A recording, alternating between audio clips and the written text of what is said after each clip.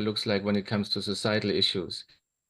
And the process in Geneva of the UN is also called, in the UN resolution, a Syrian-led process.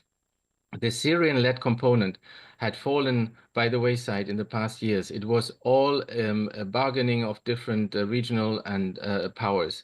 Now the Syrians have got it back in their hands, and the way they will deal with it and the responsibility they will show to shape their own future might be an example even for other Arab countries. And I'm sure that some dictators in the region might look to Syria also fearfully.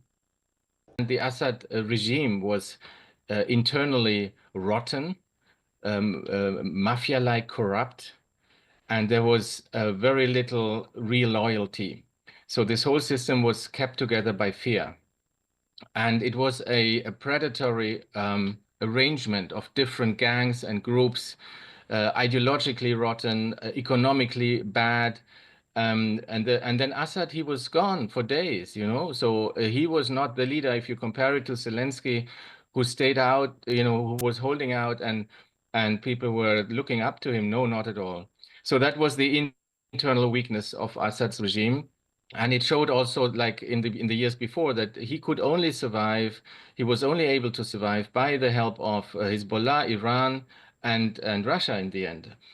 And then we have, of course, Russia. And the news were also kind of very surprising in the past days that Russia is taking out its ships from its military base in Tartus, also personnel, high-ranking personnel. Iran has taken out, brought to security a kind of safety, their leaders of the Revolutionary Guard. So everybody was not investing into Assad anymore. And that's the new thing that has never happened in the years before. And of course, Hezbollah, and that's the third reason, was very weakened and had withdrawn from several positions also around Aleppo because of its war with Israel, following the 7th of October aggression against Israel and Israel's kind of warfare in Lebanon. So all this is kind of connected, and this led to a sudden weakening of Assad.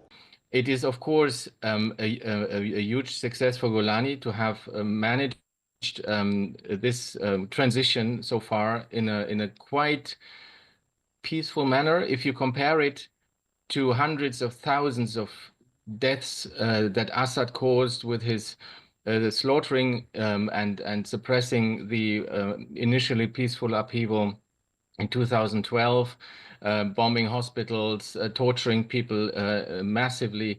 I think this is a quite different story. And hopefully this will remain a relatively pragmatic and peaceful story so far. So now we will probably see negotiations. Now, I think it's crucial now to understand Syria is a society that is maybe 2/3 or a bit more Sunni, and the rest are minorities. And here we have a mosaic of different groups that traditionally for centuries have lived together peacefully. This revolution 13 years ago became militarized through the violence of the Assad regime against initially peaceful citizens who went to the street and calling for freedom. And therefore, it's now crucial that HTS, which has an Islamist background, is transforming itself with deeds and not only with words, and we have seen some deeds in the past days, into a force that can integrate also the other minorities. I think this parallel to the Taliban is a mismatch because we have seen years ago, it was still called a Nusra Front, which is now HTS, has left Al-Qaeda on the one hand. And not only this, HTS has been a year-long enemy of the Islamic State. They have fought against the Islamic State in Syria, and they have expelled them from Idlib. In Idlib, I'm not saying that HTS is a liberal democratic force at all, but in Idlib, when you compare it to Afghanistan, women can work, women are part of societal life. It is far from what's going on in Afghanistan. And now, of course, HTS has left this little pocket of Idlib and is about to govern and has to kind of balance powers within Syria. Well, we have seen actually that many Arab states were also worried They are also worried if there is an Islamist Sunni force in Syria.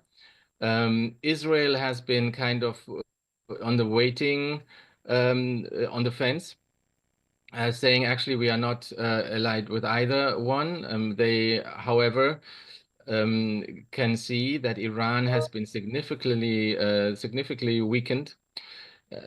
I think that the weakening of Iran and Hezbollah and now Syria in other hands is a major shift where one could find some common ground between Arab states, including Syria, a regional solution to the problems.